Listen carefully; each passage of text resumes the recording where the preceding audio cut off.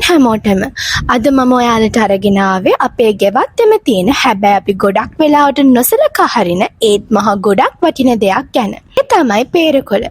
අපි පේර ගෙඩියේ ගුණ ගැන නම් දන්නවා. පේර කොළ වලින් හිසකෙස් වලට කරන්න පුළුවන් දේවල් නම් පුදුන හිතෙන තරම්. අපි කතා කරමු පේර කොළ වලින් විද්‍යාත්මක වගේම ආයුර්වේදයට අනුව හිසකෙස් වලට ලැබෙන ප්‍රතිලාභ මොනවද කියලා. පේර කොළ වල තියෙන විශ්මිත ගුණ මොනවද? පේර කොළ කියන්නේ විටමින්, ඛනිජ ලවණ, ප්‍රතිඔක්සකාරක සහ ප්‍රතිගිනි අවුල වන ගුණ වලින් පිරීලා තියෙන ස්වාභාවික නිදානයක්.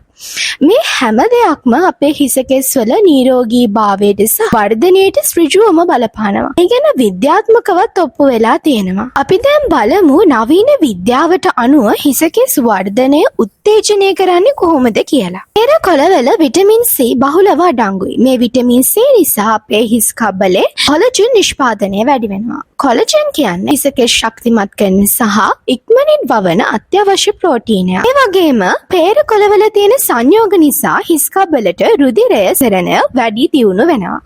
රුධිර සංසරණය වැඩි වුණාම හිසකෙස් ෆොලිකල් වලට අවශ්‍ය පෝෂණය හොඳින් ලැබිලා හිසකෙස් ශක්තිමත්ව හා වේගවත්ව වර්ධනය වෙනවා. සමහර අධ්‍යයනවලට අනුව පේර කොළවල ඇන්ඩ්‍රොජන් ක්‍රියාකාරීත්වය අඩු කරන ගුණ තියෙනවා. ඇන්ඩ්‍රොජන් කියන්නේ හිසකෙස් ගැලවීමට හේතු වෙන්න පුළුවන් හෝමෝනයක්. විශේෂයෙන් ඇන්ඩ්‍රොජෙනෙටික් ඇලෝපේෂියා වැනි තත්ත්වයන් වලදී මෙය ප්‍රයෝජනවත් වෙන්න පුළුවන්. කොට කොහොමද පේර කොළ හිසකෙස් ගැලවී යාම අඩු කරන්න උදව් වෙන්නේ? පේර කොළවල අඩංගු ප්‍රතිඔක්සිකාරක විශේෂයෙන්ම ඇරිස්ටින් සහ ගැලයික් අම්ලය ඔක්සිකාරක ආතතිය අවම කරනවා.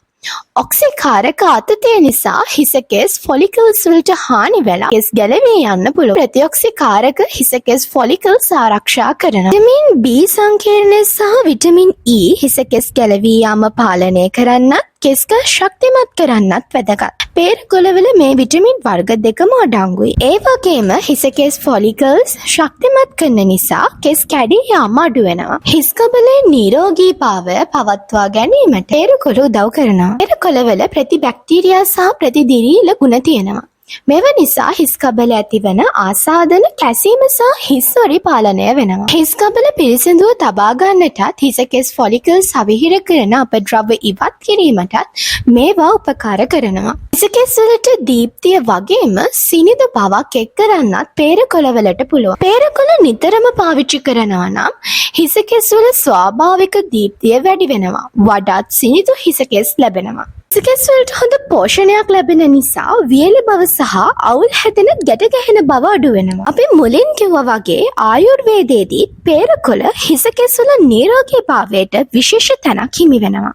පේර කොළ කෙස් වල වර්ධනයට වගේම කෙස් ගස් ශක්තිමත් කරගන්න පාවිච්චි කරලා තියෙනවා. කෙස් ගැලවී යාම වගේම හිස් සොරි වැනි තත්වයන් වලට ප්‍රතිකාරයක් ලෙස ආයුර්වේදයේදී පේර කොළ යොදාගෙන තියෙනවා. පේර කොළවල තියෙන ශීත ගුණය හිස් කබලේ දැවිල්ල රත් වූ ස්වභාවය සමනය කරන්න උපකාරය වෙනවා කියලා විශ්වාස කරනවා. පේර කොළවල තියෙන කෂාය රසය හිසකෙස් වල ෆොලිකල්ස් ශක්තිමත් කරන නිසා හිසකෙස් ගැලවී යාම අඩු කරන්න උදව් වෙනවා කියලා ආයුර්වේදයේ සඳහන් වෙනවා. දැන් අපි බලමු මේ තරම් වටින පේර කොළ හිසකෙස් වලට භාවිතා කරන්නේ කොහොමද කියලා.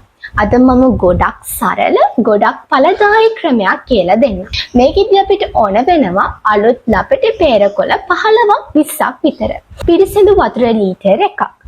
කොළ හොඳින් සෝදලා පිරිසිදු කරගන්න. පිරිසිදු වතුර ලීටර් එකක් පිරිසිදු භාජනයකට දාලා ලිපේ තියලා උතුරන්න හරින්න.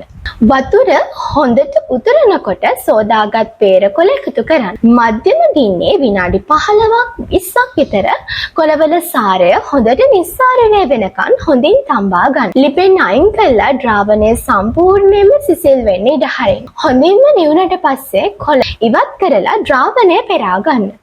දැන් ඔයාලට පුළුවන් මේ වටින වතුර ටික ඉසින බෝතලයකට ස්ප්‍රේ බොටල් එකකට දාගන්න. මේ පේර කොළ සේදුම් ද්‍රාවණය ශීතකරණයේ දින 3ත් 5ත් අතර කාලයක් හොඳින් තියාගන්න පුළුවන්. හැබැයි හැම වෙලාවෙම නැවුම හදාගන්න නම් තමයි වඩාත් හොඳ. දැන් අපි බලමු අපි කොහොමද මේක පාවිච්චි කරන්නේ කියලා. මුලින්ම ඔයාගේ හිසකෙස් ෂැම්පු කරලා සාමාන්‍ය විදියට හොදා ගන්න. කන්ඩිෂන් කරන්න. හිසකෙස් වල තෙත ගතිය තියෙනකොටම හිස් කබලටත් කෙස් ගස් වලටත් හොඳින් පේර කොළ ද්‍රාවණය ස්ප්‍රේ කරන්න.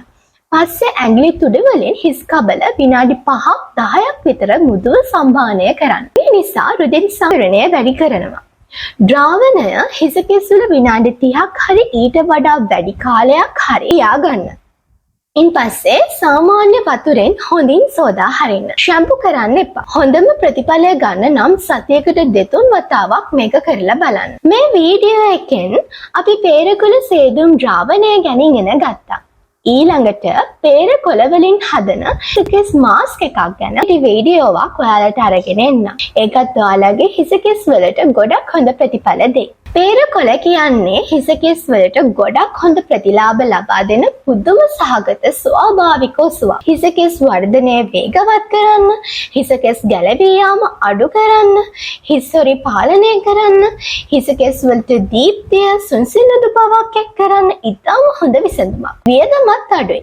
ස්වාභාවික මේ ප්‍රතිකාරය ඔයාලත් අත්හදා බලලා වෙනස මට කියන්න.